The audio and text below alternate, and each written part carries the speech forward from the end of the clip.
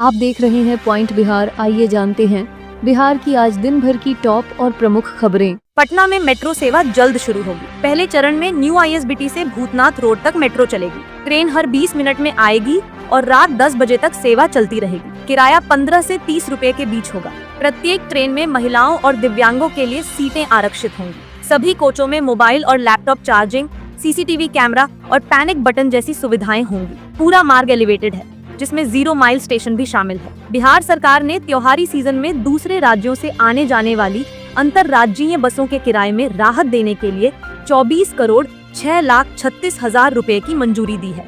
यह राहत दुर्गा पूजा, दीपावली, छठ और होली पर लागू होगी। विशेष रूप से डीलक्स गैर एसी, डीलक्स एसी और डीलक्स स्लीपर एसी बसें इस योजना का हिस्सा होंगी। बिहार पथ परिवहन निगम ने कुल खर्च की मांग इतनी की थी। बजट में सिर्फ 10 करोड़ रुपए उपलब्ध थे। बाकी राशि राज्य आकस्मिकता निधि से दी जाएगी। सरकार का कहना है कि यह कदम यात्रियों को सुगम और सुरक्षित यात्रा मुहैया कराने का हिस्सा है। भाजपा अध्यक्ष JP नड्डा पटना पहुंचे और बिहार भाजपा नेताओं को गठबंधन धर्म निभाने का संदेश दिया। उन्होंने कहा कि पार्टी को व्यक्तिगत अहंकार छोड़ ढाकर राजग की जीत को सबसे ऊपर रखना चाहिए। नड्डा ने राजग पर निशाना साधते हुए कहा कि अब उसकी पहचान रंगदारी, जंगल राज और दादागिरी से होती है। उन्होंने वर्ष 2005 से पहले की स्थिति और आज के विकास की तुलना की। नड्डा ने बताया कि मोदी सरकार में गरीबी घटी है। लाखों गरीब परिवारों को घर और पानी की सुविधा मिली है। बिहार विधानसभा चुनाव से पहले प्रशासन ने डराए धमकाए गए मतदाताओं और संवेदनशील बूथों की पहचान की प्रक्रिया तेज कर दी है। विशेष गहन पुनरीक्षण अभियान के तहत मृत, पलायन कर चुके और दोहराए गए नामों को मतदाता सूची से हटाया जा रहा है। अब मतदाता दावा आपत्ति दर्ज कर सकते हैं ताकि गलती से हटाए गए नाम फिर से जुड़ सके। बूथ स्तर के अधिकारी और राजनीतिक दलों के प्रतिनिधि मिलकर ऐसे इलाकों की पहचान कर रहे हैं जहां मतदाता भय या दबाव में मतदान नहीं कर पाते। किशनगंज में NDA की बड़ी दीदी बैठक हुई, जिसमें विकास और आगामी चुनाव की रणनीति पर चर्चा हुई। केंद्रीय मंत्री ललन सिंह ने आत्मनिर्भर भारत और प्रधानमंत्री के तहत पूर्णिया हवाई अड्डे के उद्घाटन की घोषणा की। संजय झा ने माई बहन योजना पर तंज कसते हुए अगले 5 वर्षों में बेरोजगारी खत्म करने का वादा किया।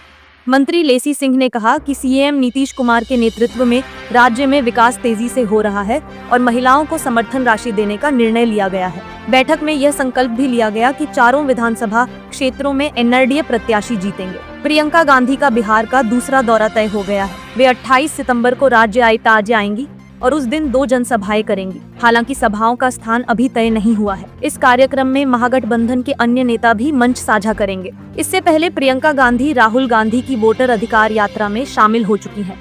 कांग्रेस मानती है कि उनके आने से कार्यकर्ताओं में जोश बढ़ेगा और महिलाओं व युवाओं तक पार्टी का सीधा संदेश पहुंचेगा।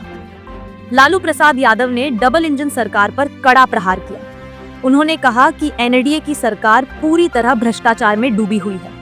सोशल मीडिया पर लिखते हुए उन्होंने दावा किया कि आने वाले समय में मुख्यमंत्री भी बदलेंगे और सरकार भी। लालू ने सवाल उठाया कि अधिकारियों के पास इतनी बेहिसाब संपत्ति कहां से आई। शिक्षा विभाग के अधिकारियों पर हुई छापेमारी को उदाहरण बनाते हुए उन्होंने कहा कि जब सरकार जनता को कोई जवाब नहीं दे पा रही है तो बदलाव अब निश्चित है।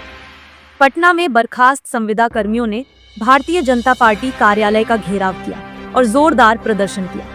ये कर्मचारी पिछले 25 दिनों से गर्दनी बाग में हड़ताल पर बैठे हैं। उनकी प्रमुख मांग है समान काम का समान वेतन और 60 वर्ष की सेवा की गारंटी।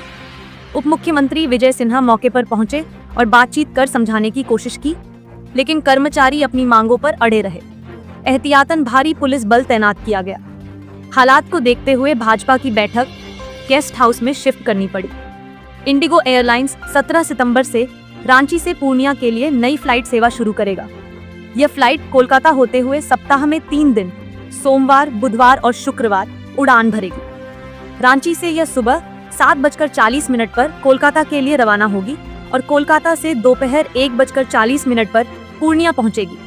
वापसी में यह पूर्णिया से दोपहर 2:30 पर रवाना होकर कोलकाता होते हुए रांची रात 8:45 पर पहुंचेगी। दानापुर जोगबनी वंदे भारत एक्सप्रेस 17 सितंबर से नियमित रूप से चलेगी। यह ट्रेन दानापुर से सप्ताह में 6 दिन मंगलवार छोड़कर चलेगी और जोगबनी से भी 6 दिन बुधवार छोड़कर चलेगी। दानापुर से यह शाम 5:10 पर रवाना होकर रात 1:20 पर जोगबनी पहुंचेगी। वापसी यात्रा में ट्रेन सुबह 3:25 पर पहुंचेगी।